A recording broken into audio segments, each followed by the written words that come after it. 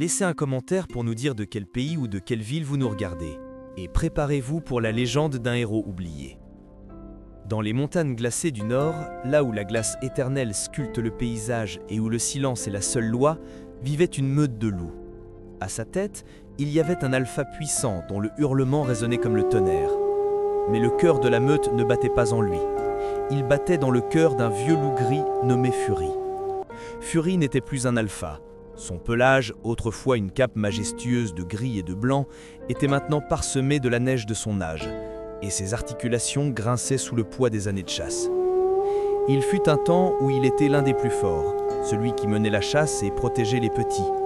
Mais la jeunesse et la force avaient cédé la place à la sagesse et à l'expérience. Il vivait dans l'ombre, observant, enseignant en silence aux plus jeunes comment lire le vent et écouter la neige. Mais le nouveau chef le considérait comme une relique, un souvenir du passé qui n'avait plus sa place dans l'avenir de la meute. Alors, par une nuit froide, le chef le défia. Fury, sachant qu'il n'avait pas la force de gagner, ne se battit pas. Il s'inclina en signe de soumission et s'en alla. La légende raconte qu'il hurla une dernière fois, non pas un hurlement de douleur, mais un chant d'adieu, une complainte que la meute préféra ignorer. Fury devint un esprit solitaire, un fantôme gris dans les paysages blancs, chassant juste assez pour survivre, tout en observant de loin la croissance des louveteaux qu'il aimait. Pendant ce temps, dans les profondeurs de la forêt, une nouvelle ombre se déplaçait. Ce n'était pas une ombre ordinaire, mais une présence qui faisait taire la forêt elle-même. C'était l'ours blanc. Un être de rage et de pouvoir que la légende dépeint comme une aberration de la nature, un prédateur non pas mu par la faim, mais par la malveillance. Il ne chassait pas pour se nourrir, mais pour montrer sa force, laissant derrière lui une trace de destruction partout où il passait. Les orignaux et les lièvres disparaissaient, et le hurlement de la meute de loups, qui était autrefois un chant de puissance, devint un murmure de peur.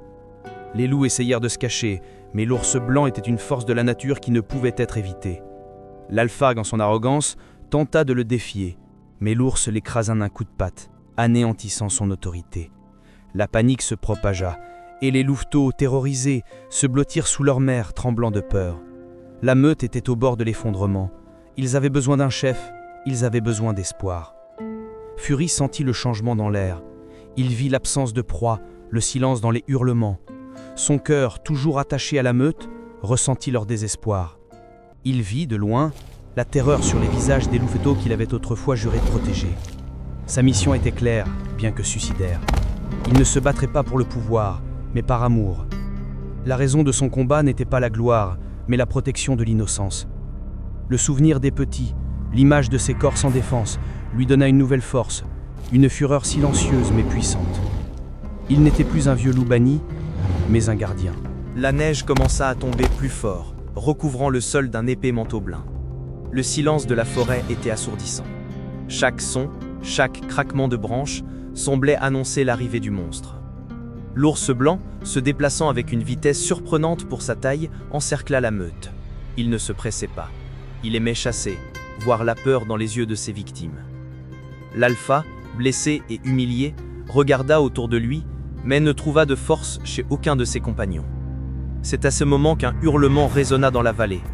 Ce n'était pas un hurlement de soumission, mais un cri de défi. Un cri que la meute reconnut. Fury était de retour. Il se plaça entre la meute et l'ours blanc, sa silhouette élancée semblant petite face au géant de fourrure blanche. L'ours poussa un rugissement qui fit trembler la terre, mais Fury ne bougea pas. Ses yeux, qui semblaient fatigués, brillaient maintenant d'une rage nouvelle et déterminée. L'affrontement fut brutal et rapide. L'ours blanc attaqua le premier, une masse de fourrure et de griffes. Fury, malgré son âge, était agile et rapide. Il utilisa la sagesse de ses années de chasse pour esquiver, pour trouver la faiblesse chez son ennemi. Il ne cherchait pas une victoire propre, il cherchait à infliger le maximum de dégâts. Ses griffes, aiguisées par la survie, lacérèrent la peau de l'ours, mais la bête était trop forte. Un coup de l'ours projeta Fury sur le côté, et il tomba dans la neige, son corps endolori. La meute observait en silence, terrifiée. L'ours s'approcha, et Fury, saignant, se releva. Il savait que la fin était proche. Il regarda la meute, les louveteaux, et vit la peur dans leurs yeux se transformer en espoir. C'est cet espoir qui lui donna la force pour sa dernière attaque. Il ne l'évita pas, il courut vers lui. L'ours, dans son arrogance, ne comprit pas ce qui se passait avant qu'il ne soit trop tard. Fury, dans son dernier acte de bravoure, se jeta sur le dos de l'ours, enfonçant ses crocs dans la nuque de la bête. L'ours, furieux, tenta de se débarrasser de lui, mais Fury ne lâcha pas. Il s'accrocha de toutes ses forces, et ensemble, les deux roulèrent en bas de la montagne, vers un abîme glacé. Le silence revint, mais c'était un silence différent. Ce n'était pas le silence de la peur, mais le silence de la victoire. La meute, sous le choc, courut jusqu'au bord du gouffre. En bas, dans un tas de neige, se trouvait le corps de l'ours blanc, et à côté de lui, le corps de Fury, couvert de neige et de sang. Il n'était pas mort en vain. Sa peau était lacérée, mais sur son visage, il y avait une expression de paix. Il avait accompli sa mission.